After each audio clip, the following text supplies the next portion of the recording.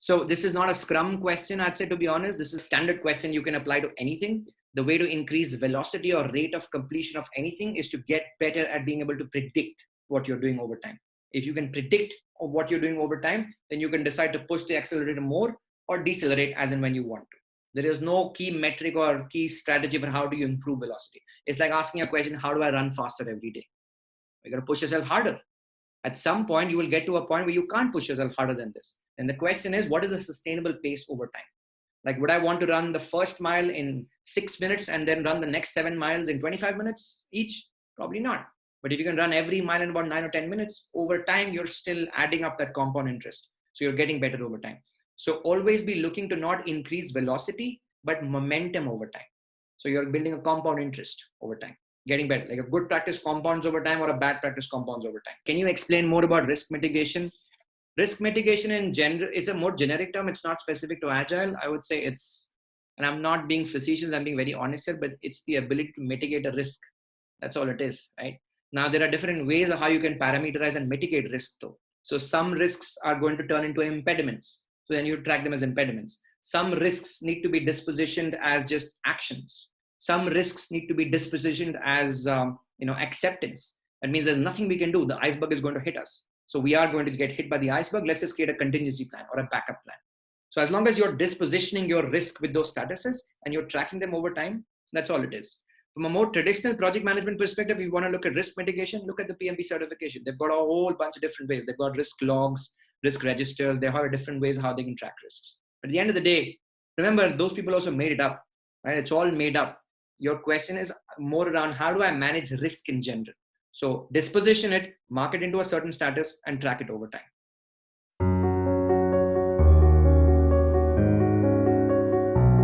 I would advise against it. The reason why is because if you look at the Scrum guide, it clearly tells you there is a bit of a conflict of interest in terms of the job description between a Scrum master and a product owner. A product owner, quite simply defined, is a content expert. They're supposed to prioritize. They're supposed to make decisions on scope. They're supposed to get every little drop out of the team when they're trying to deliver something. The Scrum master is like the coach on the team that is supposed to make sure everybody works at a sustainable pace, right? So there's a bit of a conflict. It's like the product owner saying, I really want these 57 things to be done. But the Scrum master says, yeah, but don't push yourself, right? Make sure that you can sustain this. But there's a product owner says, but I really want these 57 things. There's a bit of a dichotomy there, right? So you don't want the same person to be able to do that. You want two different roles for that.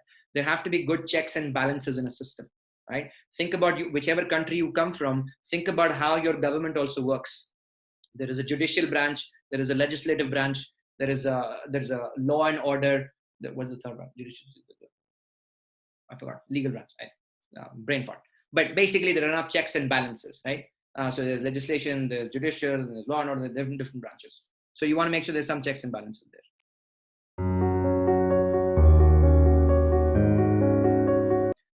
For a Scrum Master, look at this. I'll give you a resource. Yeah, look at this website, scrummasterchecklist.org. It has a bunch of details of what kinds of things to expect in a Scrum Master interview.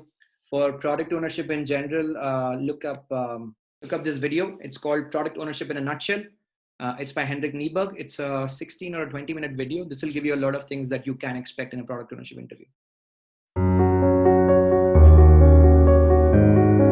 You can, if you are agile in certain areas and then you are waterfall in certain other areas, then you better be prepared for being able to figure out that fine balance between rigidity and flexibility, because waterfall is extremely rigid and agile is extremely flexible.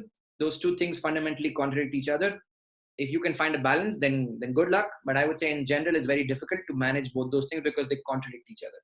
It's like your organization trying to predict as well as being adaptable over time.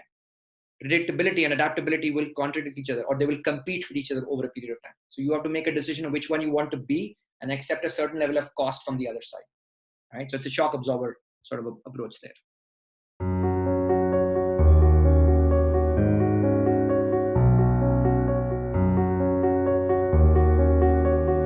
Absolutely. I'd say that here are three things. First step, make sure you have a good understanding on the nature of variability between scope, cost, and time. That means you clearly understand which of these is flexible, which of these is not. All right. So make a list of how many of these are constraints or rather constants, how many of these are variable. Depending on this, you can choose which agile approach you want. Second, be intentional about your organizational or team structure. That means be clear about whether you need a dedicated team or you will have people rotating on and off, like shared services. Are you going to outsource a certain segment of work to someone and you can wait for them to finish it, or do you need a dedicated team for that? Right. So having that sort of a consistency can certainly help. And three, educate yourself on the approach.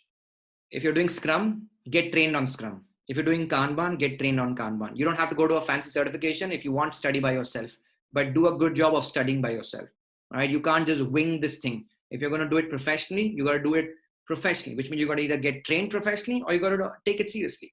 Right? A lot of organizations, they just try to wing it and they end up with all sorts of issues. Don't do that. It's a waste of time. It's a waste of money also. All right.